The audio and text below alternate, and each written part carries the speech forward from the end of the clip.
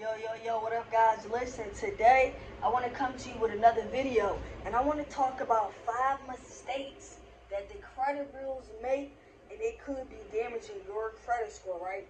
This is super important because so many clients, so many people come to me and they say, this information is on my credit report and I spoke with this person that was supposed to be off, or this information is not right, things like that, right? So let's get all the way into it. And I want you guys to understand this because 79 of credit reports have errors, right? And if the errors are things that you can control and things you can fix, then I definitely want you guys to understand what you can do, what's possible, and what it looks like, right? So, just to start, we're going to talk about the credit bureaus reporting incorrect credit limits on credit cards, right? So, a simple example of this and how it can actually hurt your credit score is simple. If you got a credit limit of $5,000, right?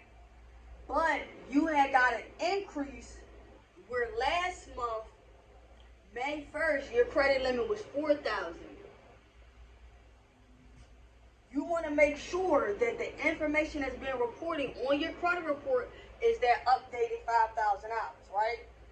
You always want to make sure your limits are reporting accurately, your balances are reporting accurately, and you have to stay on top of it, because if something is reporting incorrectly, and there's so many people writing and contacting the credit bureaus, you're not going to be necessarily be first in line, so you have to take notice on your own, right?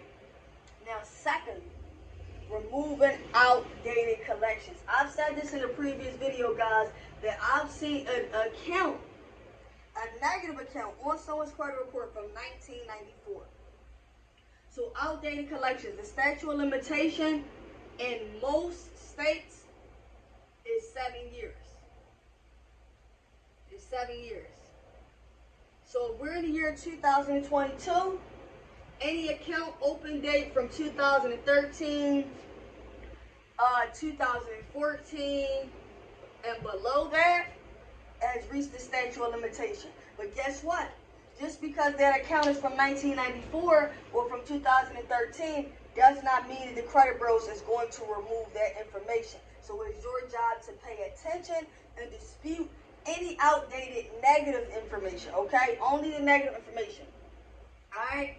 So, we talked about removing outdated collections. Now, removing outdated information such as inquiries as well.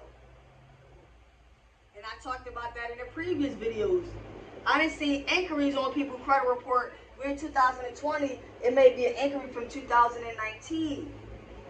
It may be an inquiry. That's what an outdated inquiry looked like. June 2019, June 2018. 2 years is up. That inquiry should not be on your credit report. And this is what I like to call the low-hanging fruit. You got to get the low-hanging fruit, guys, without factual disputing. This is factual disputing, but it's simpler because information is outdated. It just doesn't belong to you, right? Now, another mistake. This is when people start to dispute with TransUnion, right? Because you can dispute with all 3 bureaus. You can dispute with just one bureau, or you can also dispute with the furnisher. Now, each of these organizations, which brings me to this next point, each of these organizations sometimes will not provide a proper investigation. Meaning you requested to have an account investigated, you wanted to challenge an account, and you didn't get no response. That's one example of what a non-proper investigation going to look like, is you don't even get a response, right? You have some information that came back verified, but now you want the data, now you want the method of verification, right? And we can get into that later, method of verification and things like that, but that is what a not providing a proper investigation would look like. No response, or if you actually send another letter and then they start to ignore you after that, right? So 5th is failure to update personal information. Sometimes you might have to send this letter more than once, okay? And that goes with anything you dispute. Sometimes you got to do it more than once, but not updating your personal information after you requested and sent in your identification to verify your name, address, employer, right? Now, if you notice, the reason why a lot of this can damage your credit score is because the personal information a lot of times is tied to old debt. Right? I talked about the credit limits and how you want to make sure your limit is accurate. You want to make sure that if you have $5,000 limit, they're reporting a $5,000 limit, right?